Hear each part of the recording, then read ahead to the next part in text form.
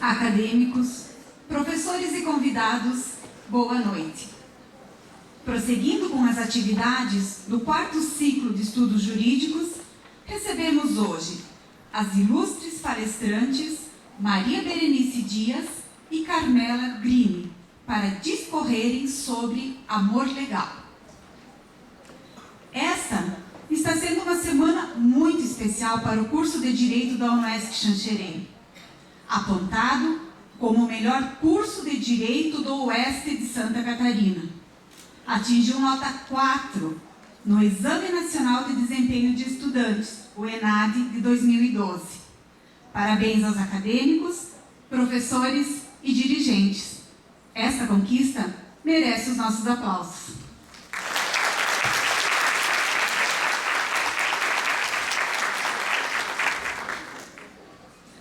Registramos e agradecemos a presença neste evento de todos os profissionais da área do direito, membros da magistratura, Ministério Público e Advocacia. Registramos também a presença do presidente em exercício da Ordem dos Advogados do Brasil, subseção Xanxerê, Dr. Dalben. Destacamos também a presença de acadêmicos de outros cursos da UNESC Xanxerê e de outros campi da UNESC, além de empresários e comunidade em geral. Os trabalhos desta noite serão mediados pela professora Fernanda Oliveira, professora da área de Direito da Família, e a acadêmica da 10ª fase de Direito, Ana Paula Canela. Nossas palestrantes, doutora Maria Berenice Dias e doutora Carmela Grini, de quem destacamos Maria Berenice Dias, advogada especializada em Direito das Famílias, Sucessões e Direito Homoafetivo, ex-desembargadora do Tribunal de Justiça do Rio Grande do Sul, presidente da Comissão da Diversidade Sexual do Conselho Federal da OAB, vice-presidente do Estatuto Brasileiro de Direito de Família. Carmela Grini, diretora-presidente do jornal Estado de Direito, tem experiência na área de educação, com ênfase em métodos e técnicas de ensino, atuando principalmente nos seguintes temas: direito, cidadania, educação e acesso à justiça. Possui graduação em Ciências Jurídicas e Sociais e mestrado em Direito. Jornalista, radialista, advogada. Atua na popularização do direito, incentivando com pedagogia sensível a utilização da arte para romper a judicialização da vida. Quanto às perguntas, serão realizadas ao final da palestra. Passamos a palavra à professora Fernanda para a abertura dos trabalhos.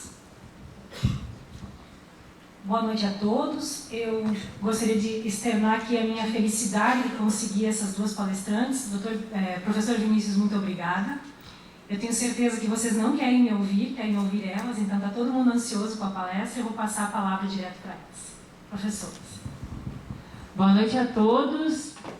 Para nós é uma alegria hoje estar aqui em Xanxerê e quero agradecer primeiro ao professor Vinícius. E antes de a gente começar, o tema que foi proposto junto aqui com a Berenice, Amor Legal, quero dizer que essa iniciativa, como foi destacado, tem como objetivo utilizar a sensibilização dos nossos sentidos para que o conhecimento seja aprendido de uma maneira diferente. Então, o que a gente vai destacar aqui são pequenos tópicos, mas que você já encontra no cotidiano e que muitas vezes falta um papel de a gente prestar mais atenção no que está sendo dito e fazer com que isso seja incorporado na nossa vida, assim. Então, é bem importante que a arte, nesse caminho que ela pode transcender a nossa racionalidade e trabalhar mais com a emoção, seja uma forma de a gente trabalhar a nossa afetividade também hoje aqui. Então, a ideia do trabalho é fazer essa integração, direito, arte, neurociências, justiça, tecnologia, e a gente espera que vocês aproveitem. O jornal ele procura fazer essas atividades já há bastante tempo, e a gente vai estar discutindo um pouquinho durante a palestra sobre isso.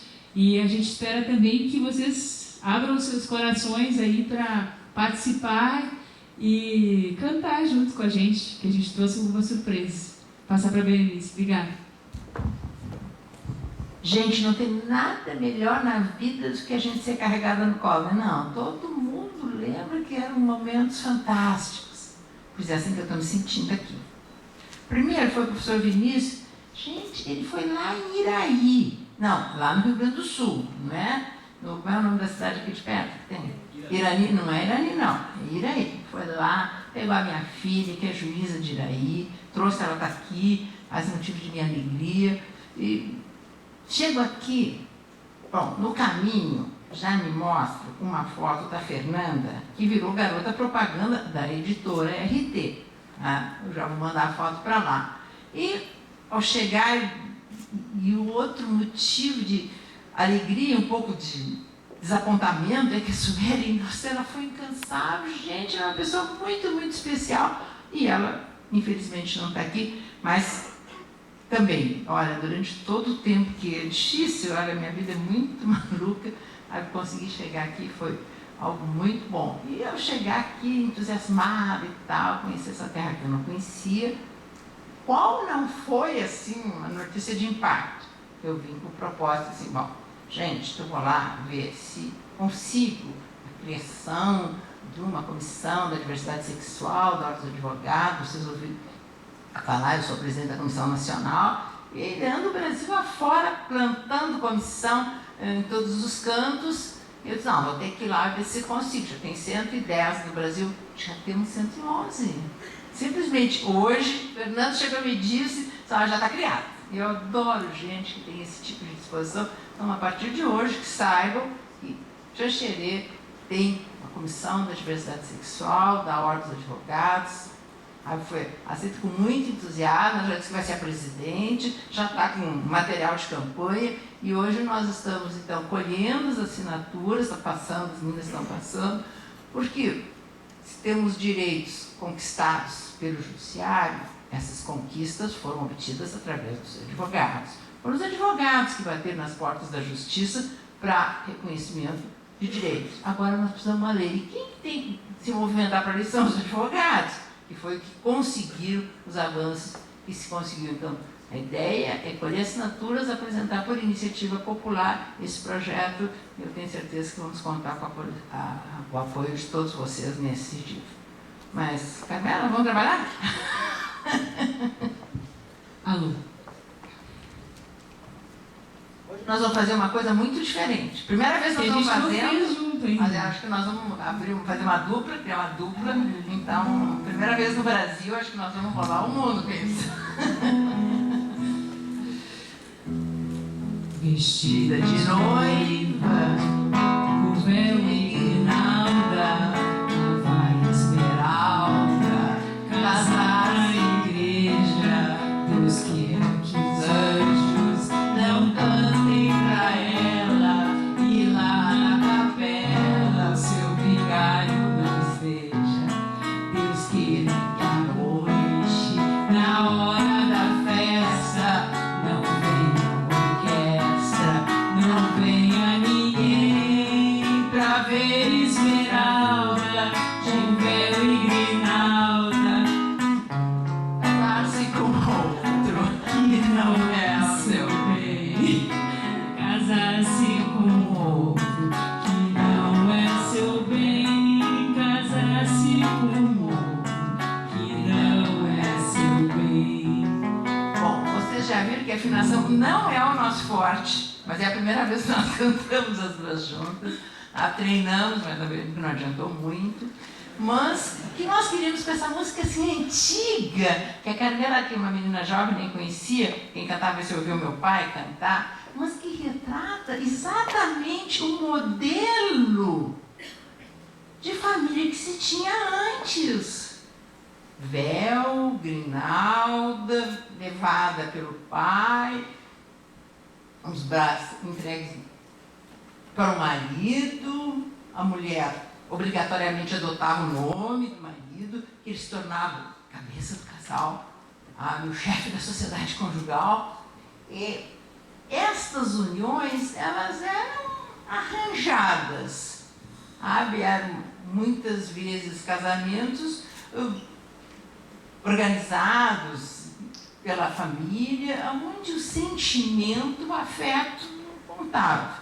Havia muitos interesses, até umas expressões horríveis, que o casamento era para derrubar as cercas entre as propriedades, ou seja, para aumentar a propriedade de alguém. E este formato da família que se constituía sem nenhuma atenção aos sentimentos era indissolúvel. Era o que a lei dizia, era o que a Constituição Federal dizia. O casamento era indissolúvel, as pessoas crescei e multiplicai-vos até que a morte separe. Não tinha outra forma de se ter, de se estruturar, de se reconhecer a existência da família, a não ser aquela chancelada pelo casamento, carimbada pelo casamento, aonde as pessoas entravam e ficavam dentro. Tem um ditado, olha, antigo também, que diz um negócio horroroso: casamento é um bonde, sem trava nem campainha. Quem pega o bonde errado só desce no fim da linha. Bonde até não existe mais, mas casamento indissolúvel nunca existiu. A lei podia dizer, a Constituição podia dizer, mesmo antes da lei do divórcio, nunca foi indissolúvel.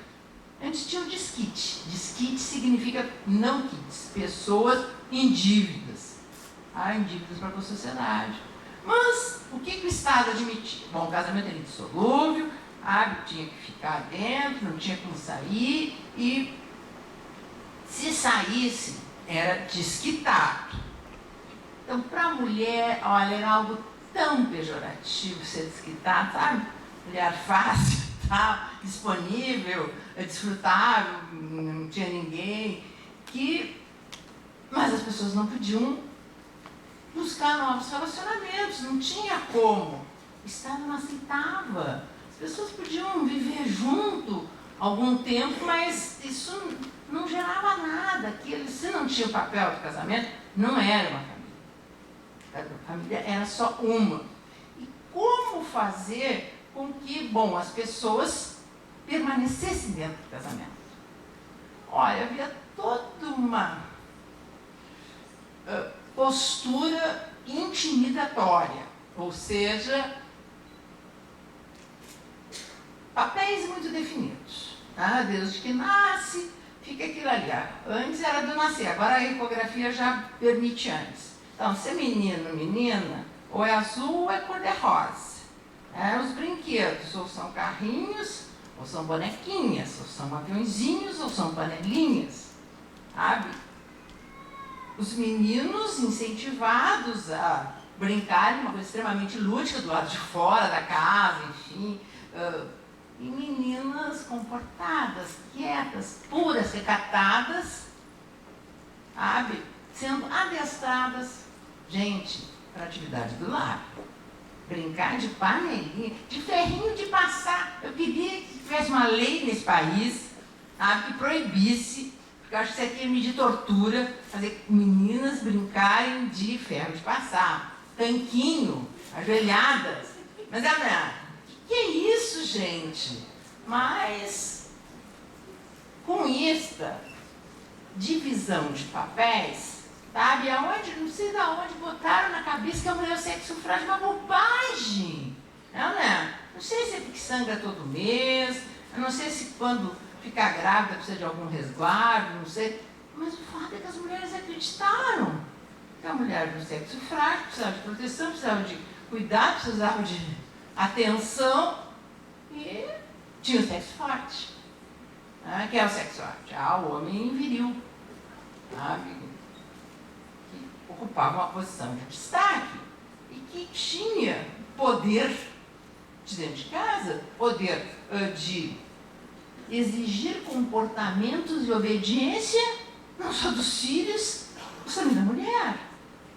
E esta divisão de papéis, esta imposição evolução da forma das mulheres se comportarem, e vejam que, historicamente, a honra da mulher sempre esteve ligada a ela manter as pernas fechadas. É o não exercício da sexualidade, sabe, que qualifica uma mulher como pura, casta, recatada.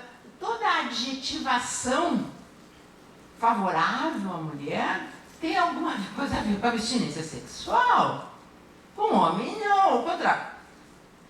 A virilidade é o contrário, né? Quanto mais pegador, mais admirado e mais invejado é. Agora, a mulher se passa o rodo, Deus o livre, piriguete é o mínimo. Então, situações de vida igual sempre tiveram consequências diferentes. Mas por que esta imposição desta mulher frágil, submissa, dentro de casa, pura, casta, véu, grinalda, virgindade? Para quê? Por que se agrega valor à mulher, sabe, pelo não exercício da sexualidade? Simplesmente para o homem ter certeza de que o filho daquela mulher é o filho dela. Se alguém casa com uma mulher virgem, mantém ela meio que dentro de casa, tá? Ou em outros países de burca, tá? Corta o clitóris aqui.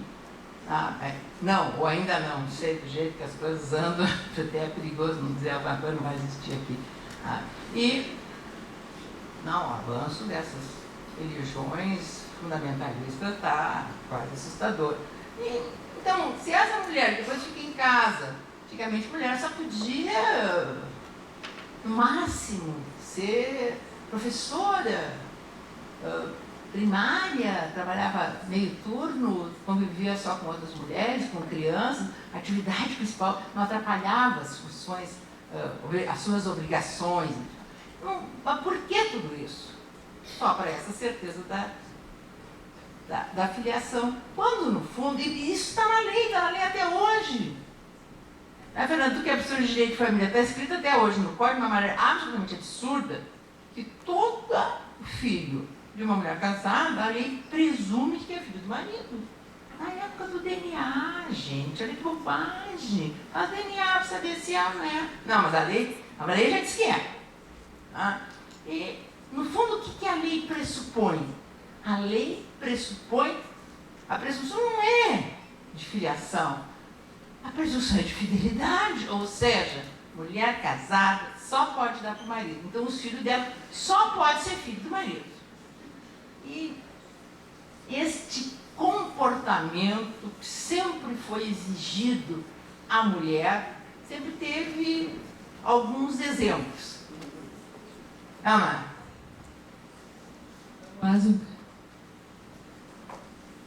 Eu vou deixar só tu cantar com nós duas juntas, tá um desastre.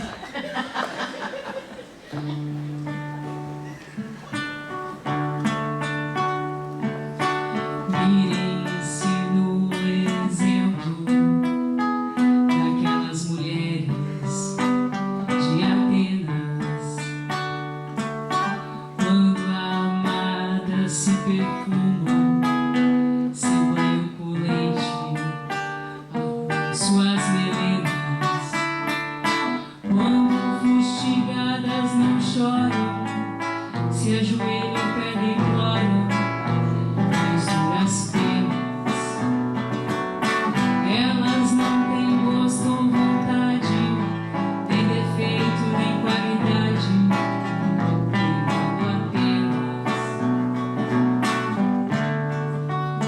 tentando apenas,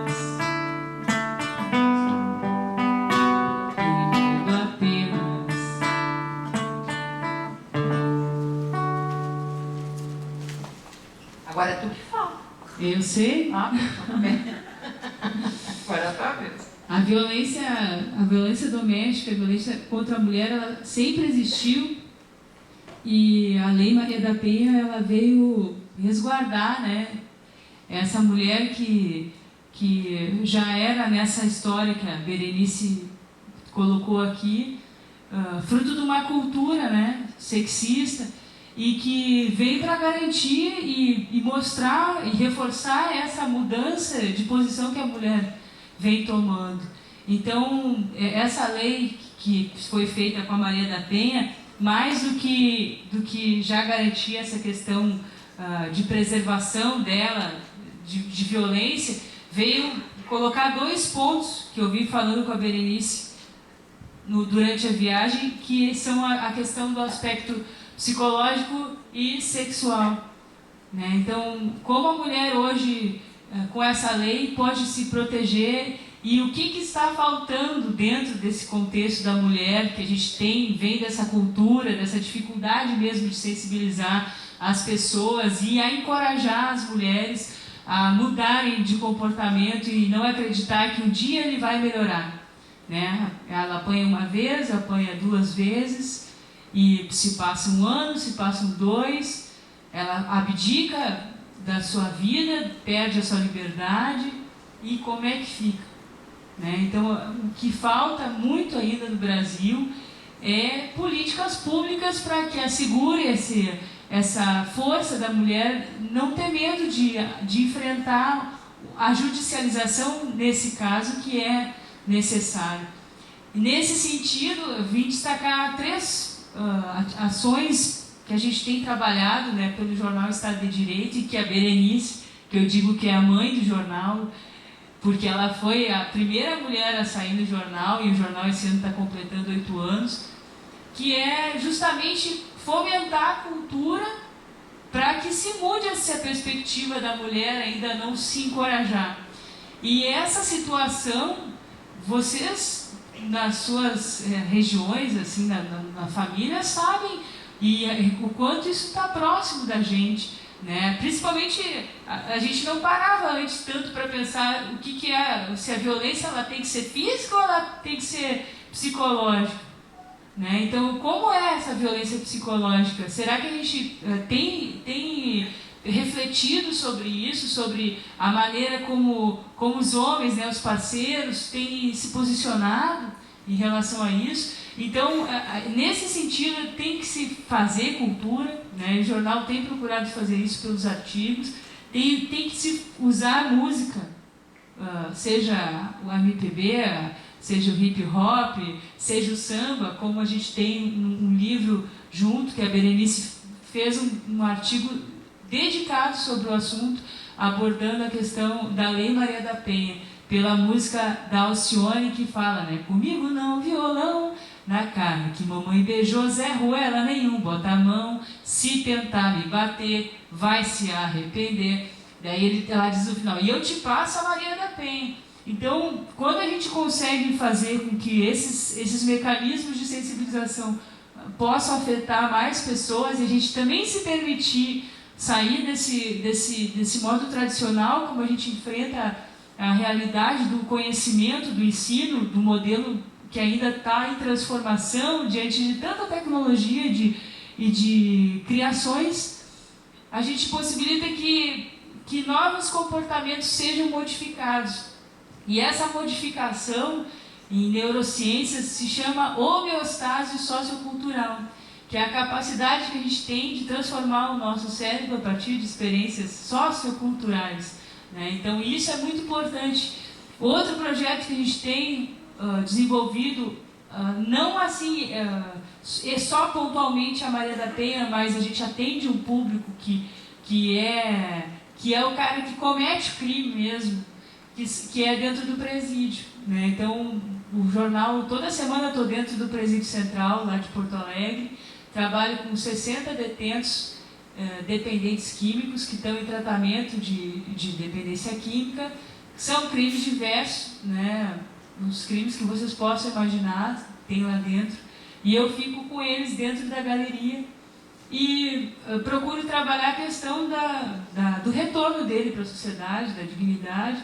E muitos que eu já atendi foram Maria da Penha. E a gente vê assim, que a dificuldade ainda de tirar aquele conceito da mulher como posse, né? Ela é minha, não posso, não devo, não é para sair se eu não tiver, é muito forte.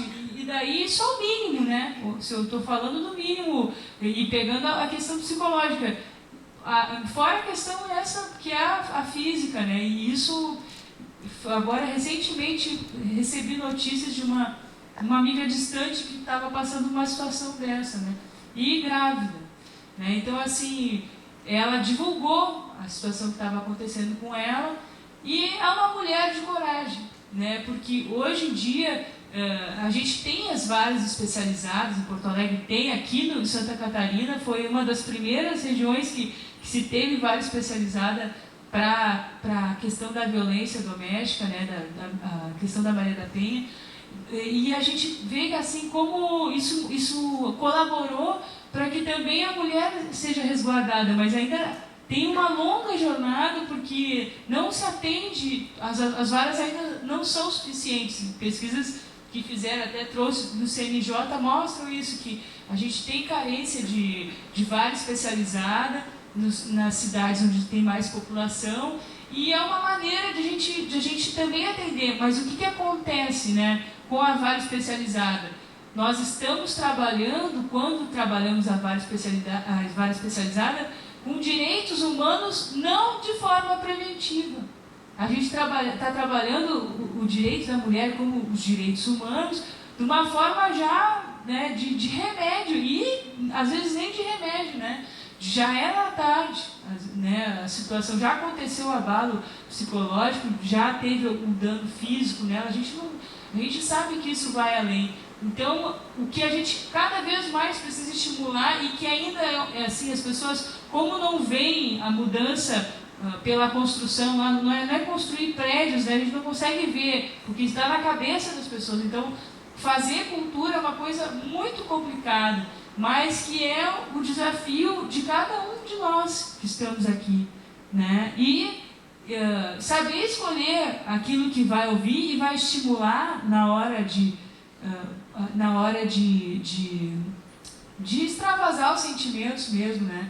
O que a gente está incorporando numa dança? A gente está valorizando a nossa identidade feminina, ou a gente está se submetendo a uma condição de dependente, de inferioridade?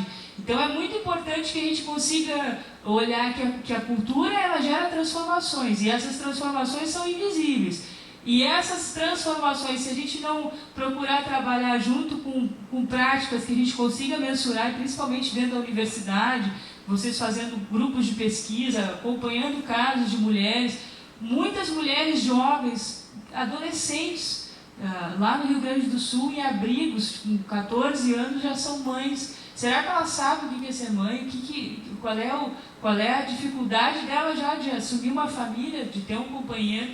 Então a gente sabe que essa juventude, a minha adolescência, a adolescência da Berenice, já é muito diferente do que é hoje para essa geração. Então a gente precisa fazer com que esse conhecimento e essa forma de enxergar a violência da mulher, né, a violência contra a mulher, de uma maneira com que ela não chegue já quando aconteceu, né, mas que a gente trabalhe mais preventivamente, que os direitos humanos sejam utilizados de forma mais preventiva. E essas políticas públicas não é só uma função do Estado fazer, porque o Estado, no contexto nosso, é que fazemos esse Estado acontecer. Então, vamos fazer essas práticas. A universidade, ela cumpre um papel fundamental com os núcleos de prática aqui. Então, utilize esses mecanismos.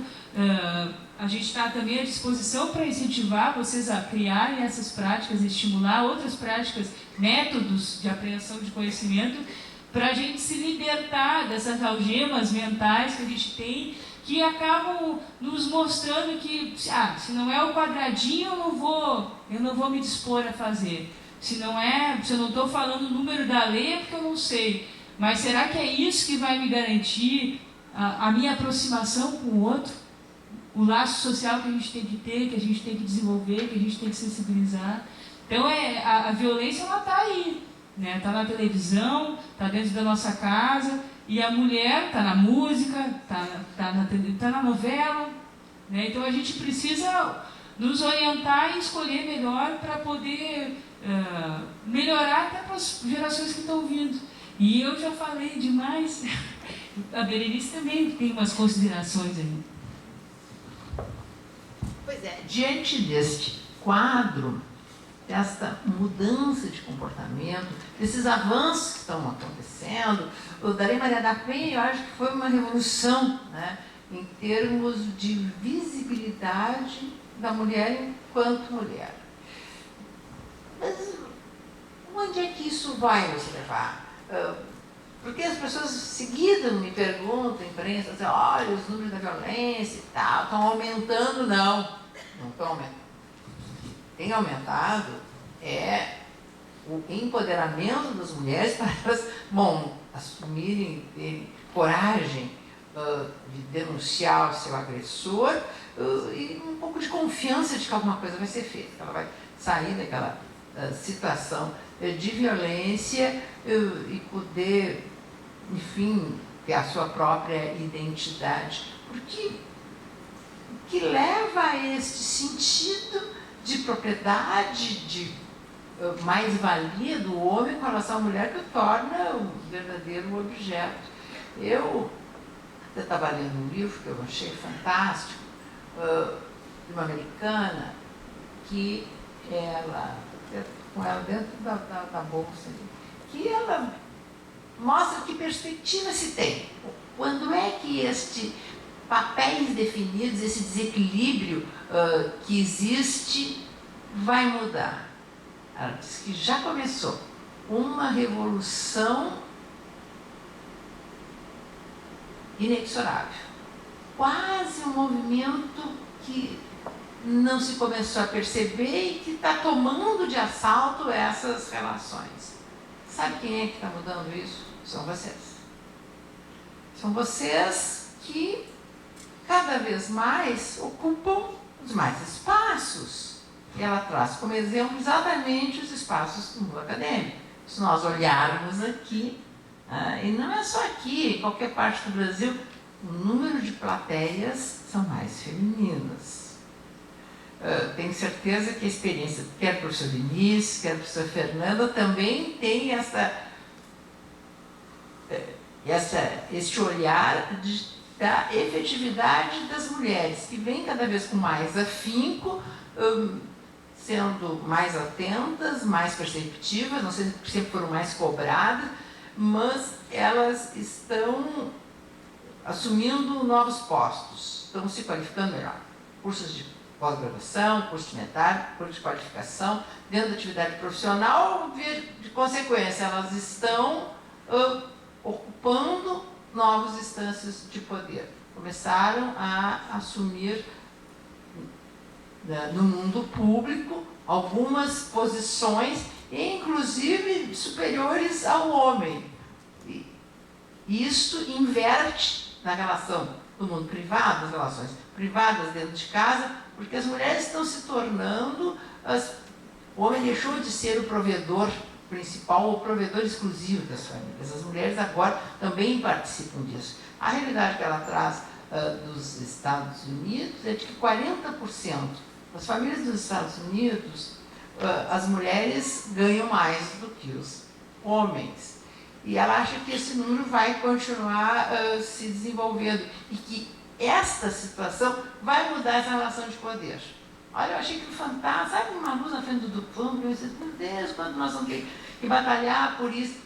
Olha esses espaços que se vai buscando, porque isso vai acabar mudando também essa ideia de masculinidade, dessa ideia machista que o homem tem de propriedade, porque as mulheres estão se reequilibrando e também assim, eles acabaram vindo também sendo convocados para, dentro do mundo privado, de repartir com as mulheres as atividades do lar. Deixaram essas de ser exclusividade, obrigações da mulher, quando o homem às vezes dava uma mãozinha, ajudava, sabe? Só, não, dá uma mãozinha, não é assim. A família, acho que é uma empresa, tem que ser administrada, enfim, não vejo porque essa divisão de papéis tão tarifadas como sempre existiu. E esta mudança dentro da família acabou mudando o próprio conceito de família. Então, se a família antes era exclusivamente aquela do casamento, a ponto de que hoje em dia eu sou absolutamente absurdo isso. Gente, não se reconhecia nada fora da família do casamento, nada. Pessoas, antes, numa época, não podiam casar de novo porque não tinha divórcio, só podiam se desquitar. Só que se desquitar não podia casar de novo, não podia nem viver junto, porque isso não era reconhecido. E mesmo depois da lei do divórcio, que colocou um monte de empecilho, é difícil. Era difícil, primeiro precisava separar, para depois se converter em divórcio, ou precisava ter prazo, e discussão de culpa, o inocente, tá? Só podia entrar com a ação, o culpado pela separação não podia entrar com a ação. Gente, isso aí existiu até 2 anos atrás, sabe? Precisou ter uma emenda constitucional para acabar com isso. Acabou com a separação, tem, mas agora é divórcio, casa de um dia, tá? Pode divorciar do outro, enfim. Levantando um pouco este jugo que o Estado sempre tentou manter a família.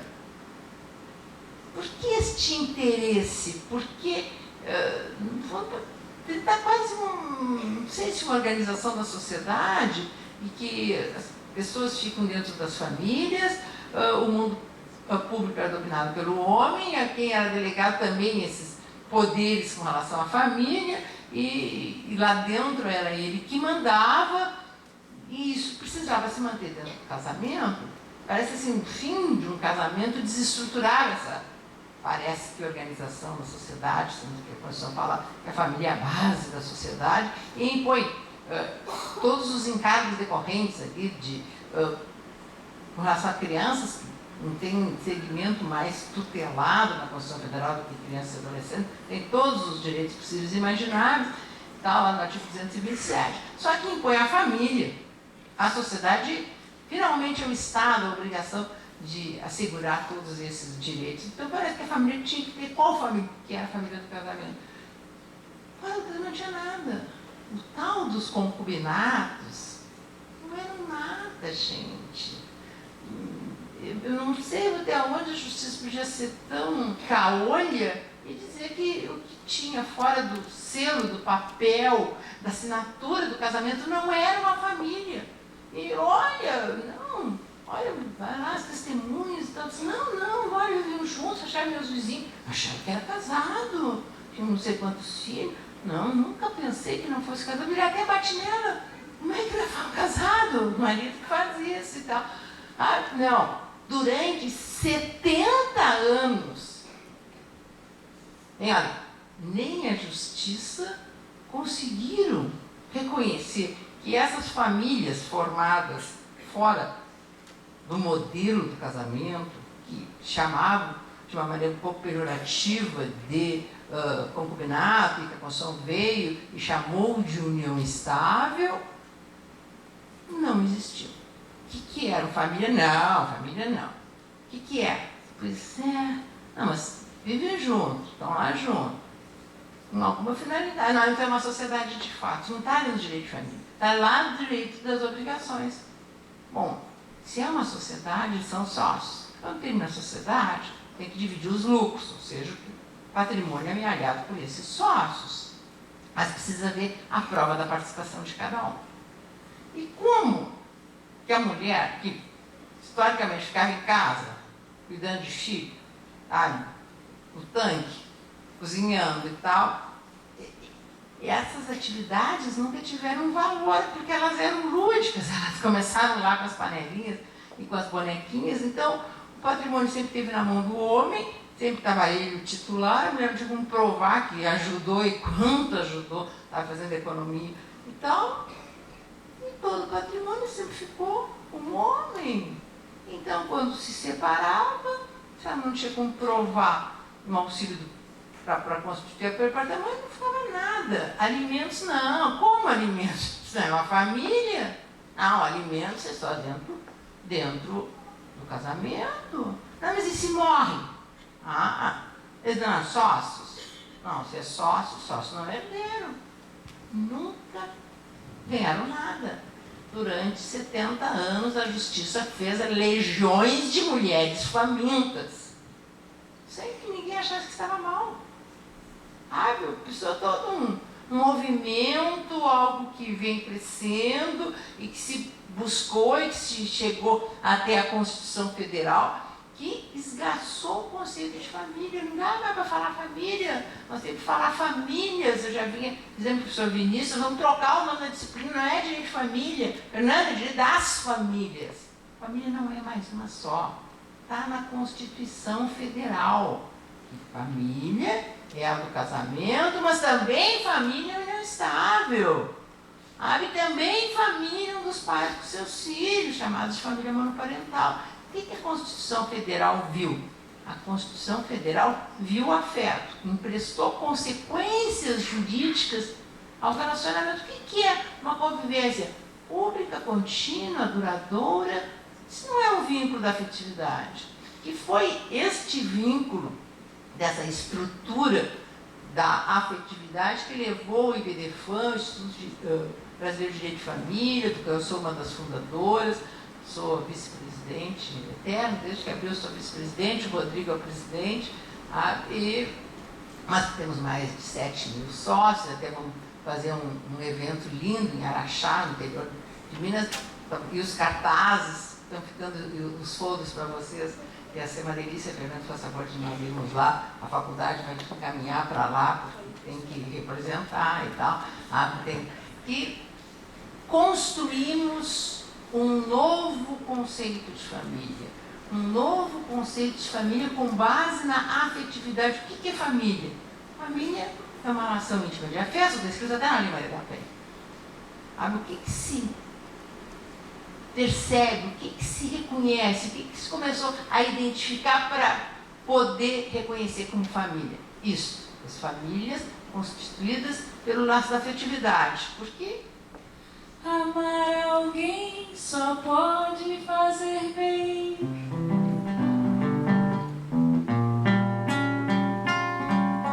Não há como fazer mal a ninguém, mesmo quando existe um outro alguém.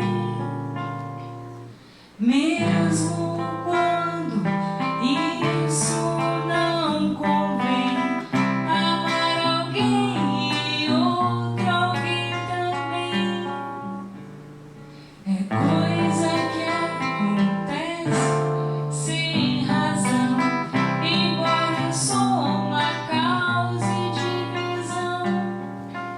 Amar alguém só pode fazer bem.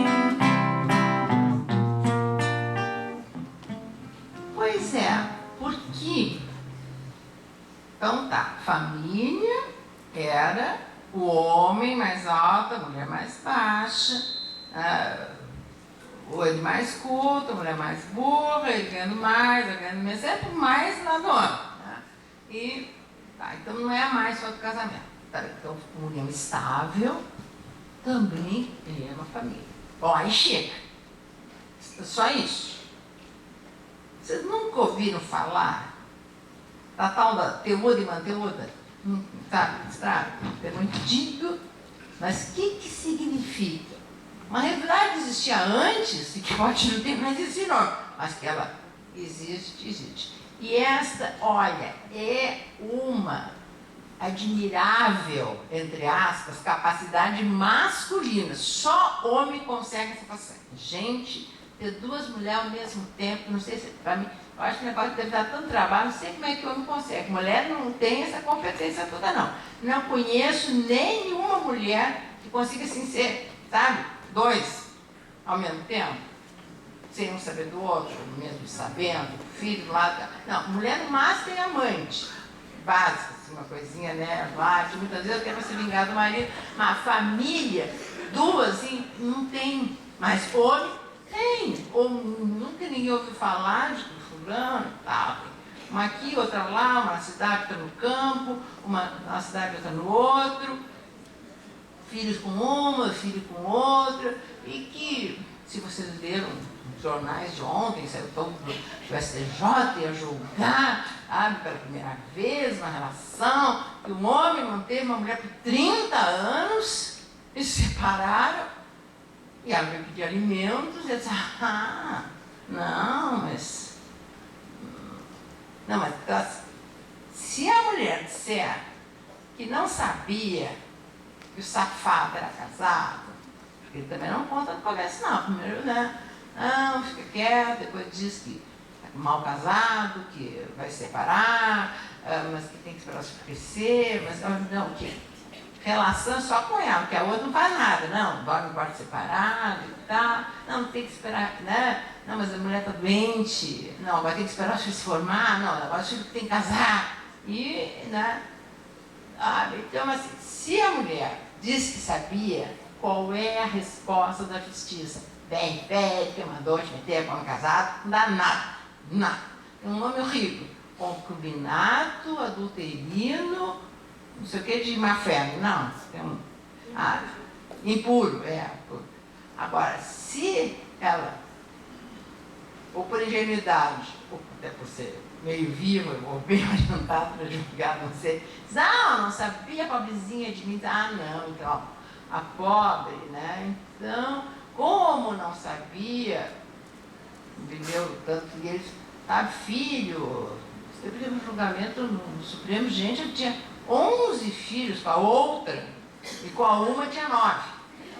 Né? Não, mas essa outra não. Aí, como a justiça, sabe, tem dificuldade de lidar um pouco com essa ideia de injustiça e tal. Não, então você tem que ela é sociedade de fato. Foram desencavar lá a tal da sociedade de fato, os concubinatos. Não, então essa aqui é uma sociedade de fato. Não. Se tu diz que não sabia, no máximo sociedade de fato, mas tem que provar qual foi a tua participação. Eu só fiquei em casa, muitas vezes, sabe, à disposição dele, vocês criando os filhos, que tem um monte, ele não deixando trabalhar, não sei o que, então. Não, se não provar que ele colaborou economicamente, não ganha nada. Não, nada. Nem aquele miserável benefício previdenciário que olha, não é nada para a merreca, nem isso divide. Porque a titular é que fica com tudo. Porque sempre diz, mas a outra, se vocês enxergam, estão vendo a novela das 9, chamar de vagabundo é o mínimo, né? Porque a outra. Que no fundo é quase uma questão de ponto de vista. E a vagabunda está metida com o meu marido, com o marido da minha amiga, com o marido da minha pai. Essa é a outra. Agora, se a outra é uma amiga minha, sabe, é minha irmã e tal, coitado, enganado, ele, sabe, safado é ele que enganou ela. No fundo é um pouco quase questão de ponto de vista. Mas juiz não é mágico, juiz não é fada. Não tem como fazer desaparecer o que está ali. Ou não existe. Dá para dizer que não existe? Porque não gerar obrigações, não mandar pagar nada, não pagar divino, não fazer nada, no fundo, está sendo conivente. O bom mesmo é ter duas. Mas vai ser duas unidades estáveis, aí é ótimo. Acho que é esse o conceito que tem que dar. Porque assim, não deve nada para uma porque tem a outra, não deve nada para outra porque tem a uma. Então, tudo bem. Então, quem não paga, alimentos para uma, tá bom, pode até para a cadeia, agora para a outra não tem obrigação nenhuma. E essa ainda é predominantemente a orientação da nossa jurisprudência. Vamos ver se agora, eu gosto do Salomão, o ministro, ele divulgar ontem, parece que a mulher morreu. Deve ter morrido de fome. Né? Mas não foi de fome, só pode ter sido, porque não ganhou alimentos, enfim, né? Justiça leva um tempo. Mas, de qualquer maneira, acho que ficou pior. Acho que agora mesmo não sei se vai sair, não. Não, precisa habilitar, enfim, porque ela estava buscando alimentos, mas teria alimentos desde a data de que ela entrou com um processo, enfim. E são realidades. Saiu há um ano atrás uma união, uma escritura pública de uma tabeliã, acho que do interior de São Paulo, do Rio. Dizendo que as pessoas foram lá, um homem com 2 mulheres, dizendo que eles viviam juntos, sabe? Que uma relação, que queriam regulamentar as questões do dia que acabasse por separação ou por morte. E eles rolaram todo o Brasil, não encontraram tabelião que tivesse coragem de fazer essa escritura. Teve uma que fez, bem feita até, né?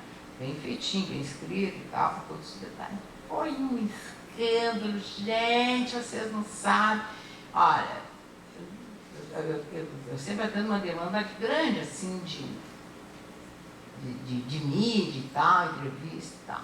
Não teve nenhum tema até hoje que eu dei tanta entrevista para países tão diferentes como nesse. Qual era a pergunta?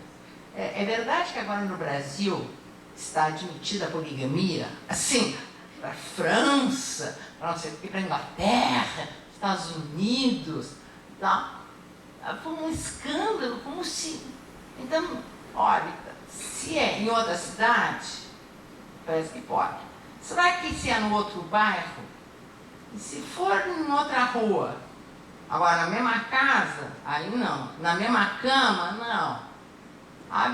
Essa enorme dificuldade que as pessoas têm, bom, um pouco de conviver com a diferença. E esta dificuldade de conviver fora daquele modelo convencional, vocês se dão conta que isso também se derrama nos vínculos de filiação.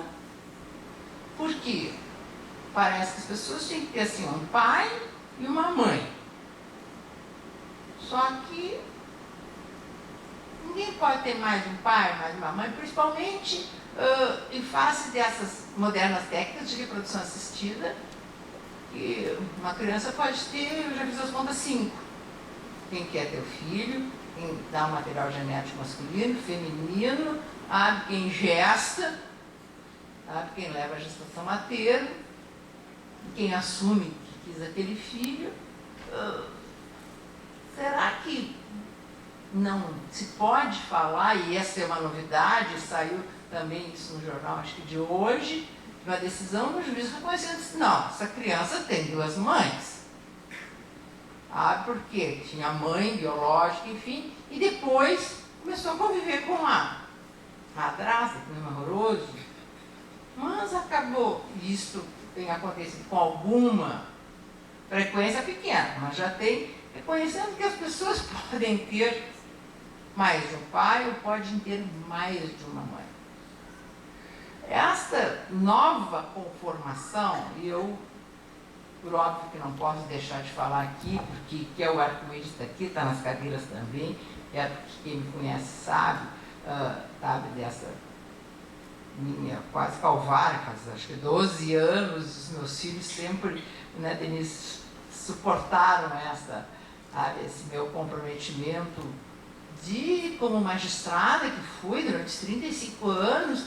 Custei tanto para entrar na magistratura, fui tão discriminada por ser mulher, não existia mulher lá, aqui, em todo o sul do país não tinha nenhuma mulher, que me doeu muito ver discriminações. E eu comecei a enlaçar todas as bandeiras dos excluídos, todos a quem a sociedade não dá voz, não dá vez, e acabei percebendo que tinham vínculos afetivos, vínculos familiares, vínculos de convivência, fora de reconhecimento, lá, do lado de fora. Sem nenhuma visibilidade. Há 25 anos atrás, nenhum lugar do mundo, olha, 25 anos é nada, gente, reconhecia algum tipo de direito às uniões formadas por pessoas do mesmo sexo, uma realidade que sempre existiu. Tanto existia que diz até que está escrito na Bíblia. Pode ser até quando, mas lá existia. Mas só 25 anos, e foi na Finlândia que pela primeira vez reconheceu como uma união civil, nem como uma família ou uma entidade familiar. Foi só neste século, há menos de 15 anos atrás, é que a Holanda admitiu o casamento de pessoas do mesmo sexo. O Brasil também tem esses marcos temporais, ainda que num ritmo diferente. Há 25 anos, houve a primeira decisão, que é a do Rio de Janeiro, dizendo que era uma sociedade de fato. Desde que, de vez em quando, sabe, desencavam aquela figura lá do direito obrigacional para tentar tamponar injustiças. Então, sabe, não, então vamos usar aquela figurinha lá para não contaminar esse conceito idealizado de família. Não, a família a família tem que ser heterossexual. Não, mas a família tem que crescer multiplicáveis. Mas esses métodos de reprodução assistida, hoje em dia, qualquer pessoa pode ter filho, nem precisa ter par, né? Nem precisa participar de nada, ter filho. Então, homossexuais têm filhos, ou adotam filhos. Já tinham filhos antes de assumirem a sua identidade sexual. Mas essa enorme resistência. E foi, no ano de 2001, a primeira decisão do Brasil dizendo que era sim uma união estável, uma família formada por pessoas do mesmo sexo. E esta dificuldade de se avançar é que levou a que eu me aposentasse na magistratura, porque a minha ideia, o que era? Se construir uma jurisprudência, tantas decisões dos tribunais, que se consolide de tal forma, bom, o legislador vai ter que legislar. Só que esse número nunca surgiu. Muito acanhado. Muito pouco. Aí eu descobri que, pois é, os homossexuais não têm que portas bater. Sempre tiveram todas as portas fechadas, da família, dos vizinhos, dos amigos, do trabalho, na escola. Como é que eu vou buscar um advogado? Como é que eu vou achar que o advogado vai... e advogado, como é que eu advogar com um gay? Vão achar que eu sou gay, né? Deus, vai parecer um mal contagioso, ninguém pode ter amigo gay. Não, vira gay. O engraçado é que ninguém acha que um gay que tem um amigo hétero vai virar hétero. Não, mas todo hétero que tiver um amigo gay, ou não mostrar reação, não ridicularizar, não brincar, entendeu? Porque é gay. Não, qualquer manifestação positiva de reconhecimento, enfim.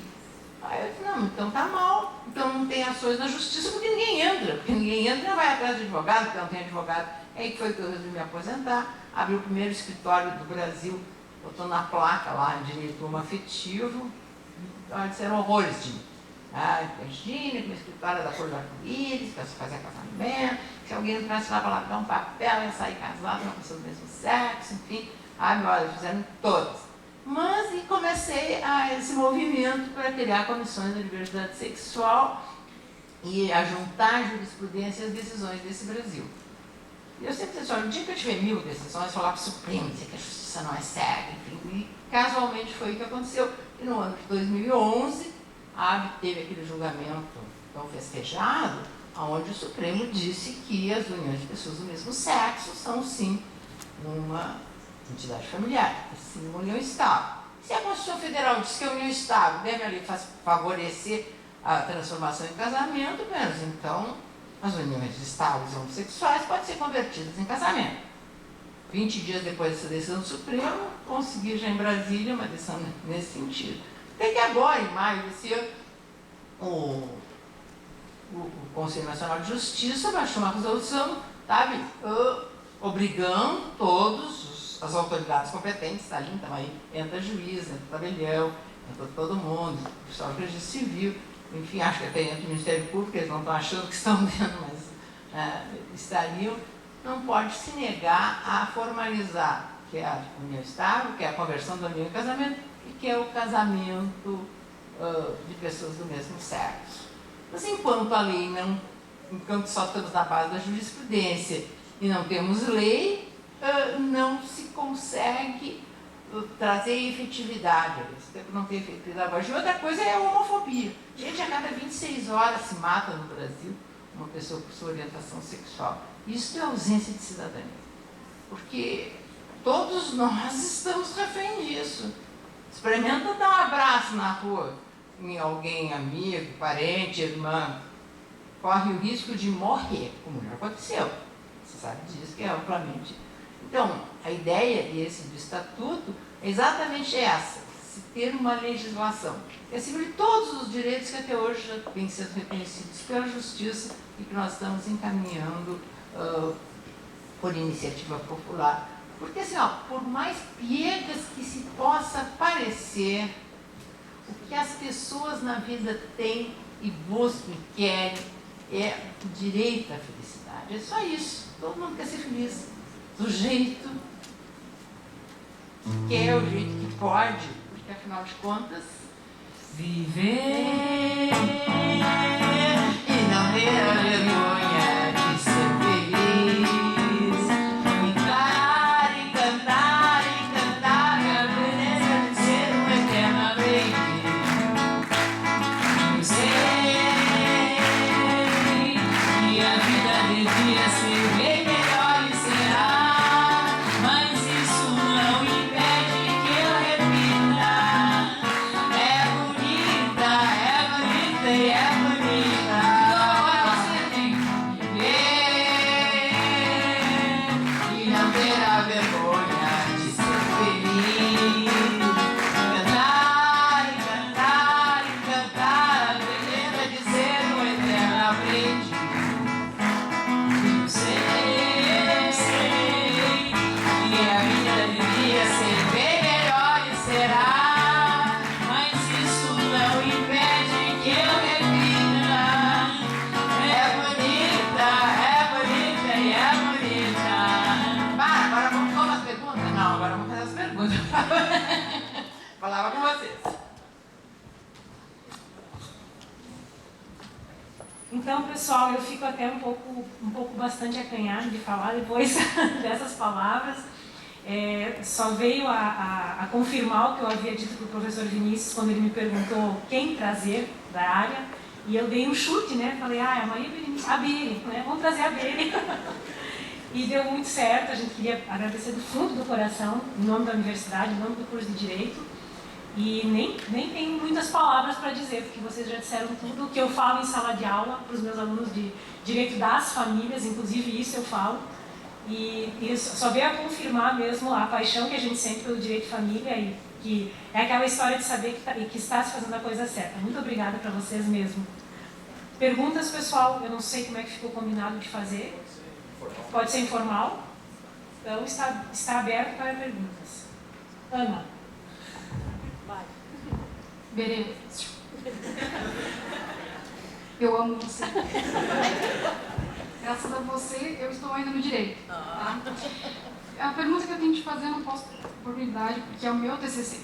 É em relação ao impedimento que os homossexuais têm de doar sangue, tendo em vista que um comportamento homossexual ele é tão inadequado quanto um heterossexual, que você, na sua qualidade de homossexual, pode ter um comportamento abusivo no ato sexual e eu, como um comportamento homossexual, também posso.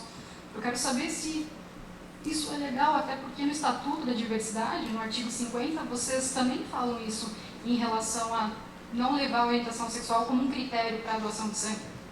Inclusive, uma das propostas da Comissão da Diversidade Sexual de âmbito federal, que agora vai ter a posse, e nós vamos encaminhar ao Ministério da Justiça exatamente a alteração desta resolução do Ministério da Saúde.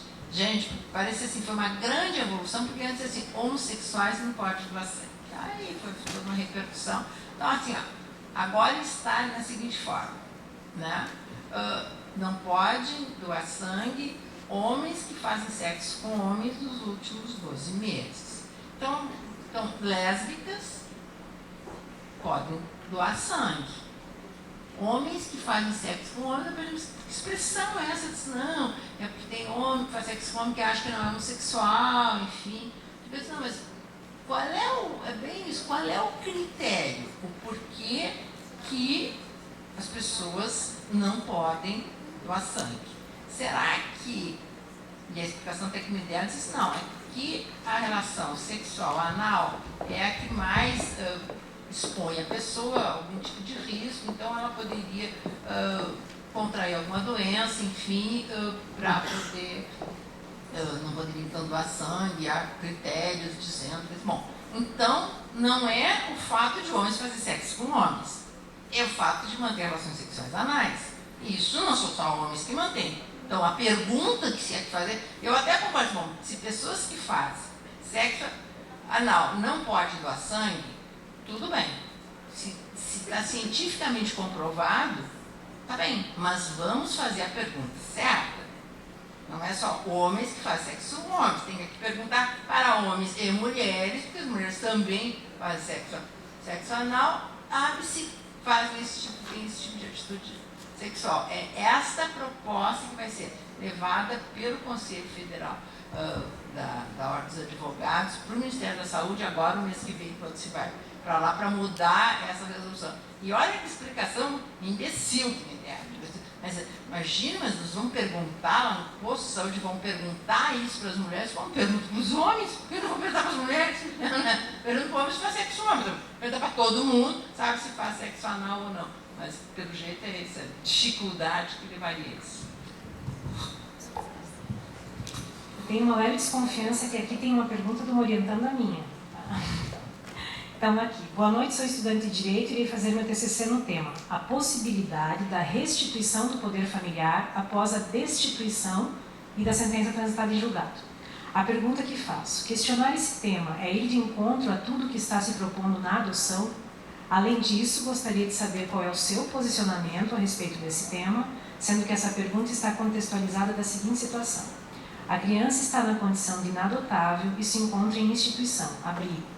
O que é melhor interesse da criança? Permanecer no abrigo ou ficar com a família se houve a mudança de melhora na situação que fez com que se perdesse o poder familiar? É que assim, ó, a legislação da adoção, gente, é uma porcaria nesse país. Nossa! E cada vez que muda, só muda para pior. Então, chama a lei da adoção, a lei é contra a adoção. Colocou a adoção assim, no último estágio, da última possibilidade de algo excepcional, quando isso é inconstitucional. Porque o que a Constituição determina é atender ao melhor interesse da criança. Tá? E assegurar a ela o direito à convivência familiar. Convivência familiar é dentro de uma família. Que família? Não é a família biológica. Nós, hoje em dia, temos um novo conceito de família. Conceito da família, família da afetividade. Isso mudou no conceito de família e mudou no conceito de filiação. Entre filiação biológica e filiação chamada de socioafetiva, prevalece a filiação socioafetiva. Então, e o Rio Grande do Sul, olha, é dos mais refratários a essa atenção às crianças. Então, além disso, lá não deve procurar manter na família extensa com alguém com quem ela tenha vínculos de afetividade. Gente, recém-nascido não tem vínculo de afetividade com ninguém. E é vínculo de afetividade da criança com a família. Criança recém-nascida, como é que vai ter vínculo? Vou dizer que a avó pudesse achar que... Então, nem lê a lei não sabe. E não lê a Constituição Federal. Então, assim, o que sai? Aquele vai buscar a família extensa. E a criança fica no abrigo, 1 ano, 2 anos, 3 anos, fica lá, e vai atrás da avó, e vai atrás da madrinha, e isso não atende o melhor interesse da criança. Porque nessa família, ela não vai ser a família dela. Ela tem uma situação precária. Ela não mantém com a avó, por exemplo, se ficar com a avó não pode adotar. Ela é aqui guardiã, ela não vai ter direito nenhum. E se ficar com um padrinho, com um tio, alguma coisa, não é. Ela não detém essa condição. E além de ficar tentando também fazer com que o pai biológico, às vezes as mães absolutamente dependentes, e esse é o índice maior que tem, dependente de droga, crack, um negócio horrível, enfim, tentando reestruturar essa coisa. Para decidir isso, assim, eu também sustento que há a possibilidade de algum pai ser destituído do poder familiar e depois essa decisão ser reversível. Essa possibilidade é reversível. Só uma coisa: se esta criança acabou estabelecendo um vínculo de filiação socioafetiva com alguém, mesmo que o pai ou a mãe venham a recuperar o poder familiar, não recuperam o direito de ficar com essa criança, porque ela já estabeleceu um vínculo de filiação até mais eficaz em termos do seu desenvolvimento, aquela com quem ela mantém aquele vínculo, sabe? Porque parece que a gente olha a história do pai, a história da mãe, não, perdeu, aí recuperou, não, tem que ficar... Tem que olhar para a criança, tem que olhar o interesse da criança. Então, nesse aspecto, eu acho que nós temos que mudar um pouco de olhar, do ponto de vista da onde se olha. O Rio de Janeiro é um belo exemplo. Lá a criança nasce, a mãe diz que não quer ou não pode, ou se retira a criança de algum... Essa criança é imediatamente encaminhada para a primeira pessoa da lista da adoção. E se mantém lá e não é... prevalece aquele vínculo que se constitui com a criança, independentemente da situação do pai ou da mãe, que eu acho que tem que prevalecer. Essa situação do melhor interesse da criança é quase que é o que justifica também a adoção por homossexuais, que entre ficar num abrigo e entre ficar com... Esses dias eu ouvi de uma pessoa, mas vai para a escola e os colegas vão falar, tem 2 pais, tem 2 mães. Eu perguntei para essa pessoa, e o que é melhor, ficar no abrigo, então? E depois assim, achar que a criança não pode viver numa família homossexual, por essas circunstâncias, bom, é dar prevalência ao preconceito, é ceder ao preconceito. Bom, em face do preconceito que eventualmente ela vai poder ter, então ela vai ficar no abrigo. E que preconceito sofre uma criança perguntando assim, onde é que tu mora? Eu moro num abrigo. Tu tem pai e mãe? Diz, não, eu estou lá. Tu tem roupa? Não. Tu tem calcinha? Não. Tu tem um sapato? Não. Porque nos abrigos as crianças não têm nada seu. As roupas são por tamanho, a usa que estiver ali. Nem enfeite para cabelo, brinquinho, nada é propriedade de alguma delas. Gente, isso retira qualquer identidade de uma criança. Depois com 18 anos, o que acontece? São despejados para fora do abrigo, sem nunca ter tido nenhuma vivência lá de fora. O que acontece? Os meninos são povo com drogas, os meninos com prostituição, sabe? E assim, para adotar não é fácil não. Tem que passar por aqueles procedimentos e tal, estudos psicossociais, no meu entender até um pouco demorado demais, precisa ter casa própria, precisa ter não sei o que, quando fazer filho é um negócio bem fácil, né? Mas precisa de ter tudo isso e fica, e essa não tem essa circunstância e essa condição para essa adoção. Então, assim, os homossexuais passam por isso. Tem homossexuais que não podem adotar? Tem. Não tem heterossexuais que também não podem adotar, porque não passam por esses procedimentos. Agora, se todos esses estudos dizem que o casal tem condições, será que é só a orientação sexual deles que vai impedir deles terem o direito de constituir família, que é o desejo deles? Porque nós temos que esvaziar os abrigos. Eu não acho que a gente deve admitir a adoção por homossexuais para deixar para ele as crianças que ninguém quer, os inadotar, sabe? Criança de cor, com algum tipo de deficiência. Então, essa dá para os homossexuais, não, porque aí é um duplo preconceito. Porque há gente que fazem isso. Eu tenho 2 meninos, meus conhecidos, que a juíza chamou, disse, eu sei que vocês estão querendo adotar, se quiserem adotar, eu dou esse, a criança tem AIDS e tal, tem que fazer esse tratamento, que é horroroso, enfim. Se vocês não quiserem, bom, ela vai ficar no abrigo, se conseguir reverter a AIDS, eu dou para adoção para outra pessoa. Isso leva quase 1 ano, ela vai ficar 1 ano lá.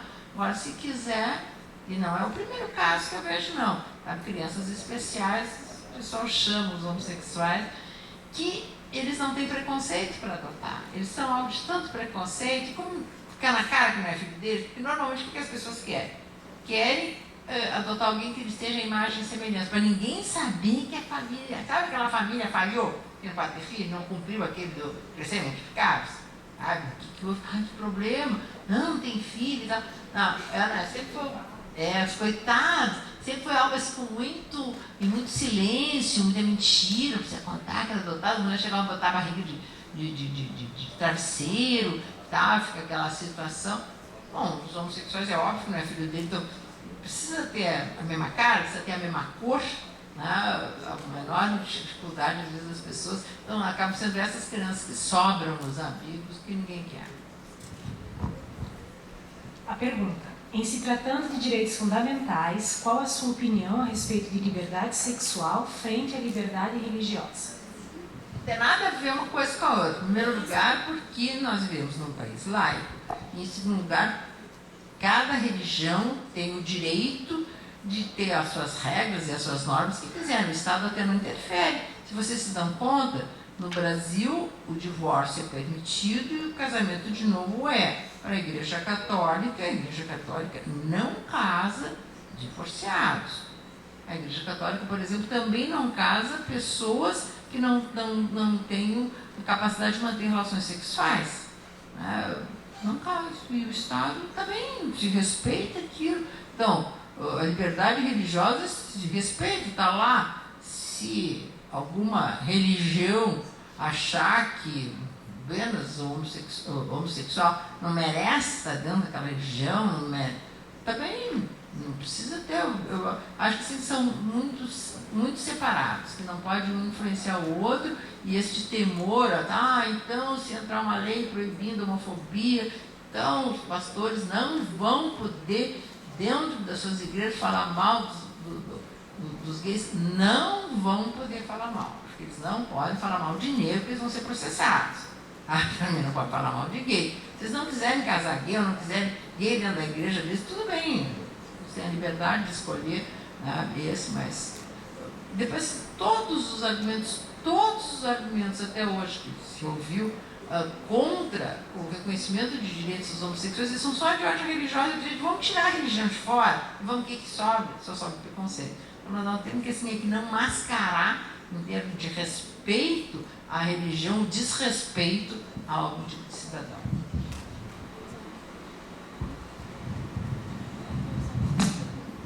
Então, acho que mais alguma pergunta, pessoal? Carmela. Eu queria dar um exemplo pessoal, né, sobre o que a Berenice falou em relação ao preconceito de ver duas mulheres abraçadas, né, andando na rua, onde quer que seja. Eu escrevi um artigo e até a Berenice publicou, acho que não foi no site do Direito Homoafetivo, que foi a experiência com a minha mãe, que eu tinha ido levar ela no cinema de noite, de mão dada, abraçada, e chegou um senhor, quando eu entrei no cinema, me olhando com uma cara bem feia, estranha, assim, e eu disse, parecia até um espírito ali, né, porque uma sombra, assim, uma coisa... Não sabia o que ele estava vendo daquele jeito. Daí saiu do cinema, saí com a minha mãe de novo, abraçada e tal, e ele começou a me ofender, né? Porque isso é uma pouca vergonha, que não sei o quê. E ofender mesmo, assim, com a companheira dele. E eu disse, tá aí, qual é o problema eu andar de mão dada com a minha mãe? Ah, bom, porque se fosse, não poderia. Eu disse, o senhor está errado e tal, a gente tem liberdade, e o senhor tem que respeitar, e não sei o que mais, mas assim, isso em Porto Alegre, saindo do cinema, e esse tipo de agressão, né? Então, assim, as coisas estão acontecendo aí, e na hora, né, eu até queria chamar um segurança, tentar fazer alguma coisa para realmente, assim, chamar a atenção daquele cidadão ali que estava achando que pode estar fazendo esse tipo de coisa. Só que já era tarde, já era muito tarde, o cinema, aquelas sessões de meia-noite e tal, e tu vê o tipo de exemplo que infelizmente a gente vê aí e que está no nosso cotidiano aí. Era isso que eu queria dar um exemplo. Complementando, Carmela, a gente tem um caso aqui, até a gente comentou com a Maria Berenice no início, de um casamento que vai acontecer, homossexual, aqui em Xanxerê. E todos talvez devem ter visto, e eu fiquei muito feliz quando eu soube, mas ao mesmo tempo fiquei triste, porque um site divulgou e os comentários não são liberados, são vinculados ao Facebook, né? E vários comentários assim, preconceituosos a respeito disso. Eu pensei, você ser preconceituoso já é feio, você externar isso é ridículo, né? Eu até ia me manifestar, mas cada vez que eu me manifesto, lá eu tomo paulada, então eu resolvi ficar quieta. Né? Eu recebi pela aula há tanto tempo. Vamos dizer obrigado?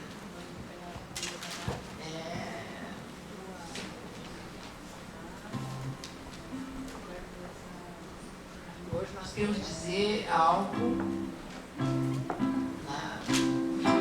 são vocês que nos deram isso. Hoje sou feliz e canto só por causa de vocês. Hoje sou feliz, feliz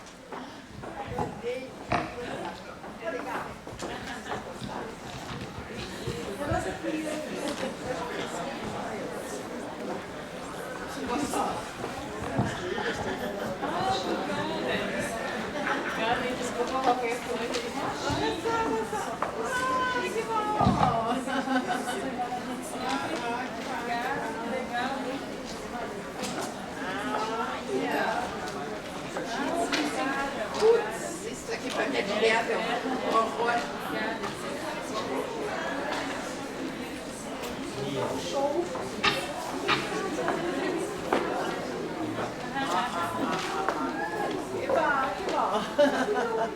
O que achou da nossa primeira apresentação? Melhor do que esperava. Eu esperei tanto por esse momento. Mas é que sabe que a ideia era sair da mesmice daquela palestra. Fala, ela fala, sabe? Aí mas tem uma coisa Nossa, passa sempre tempo. Foge bastante do que a gente vai acostumar. It starts with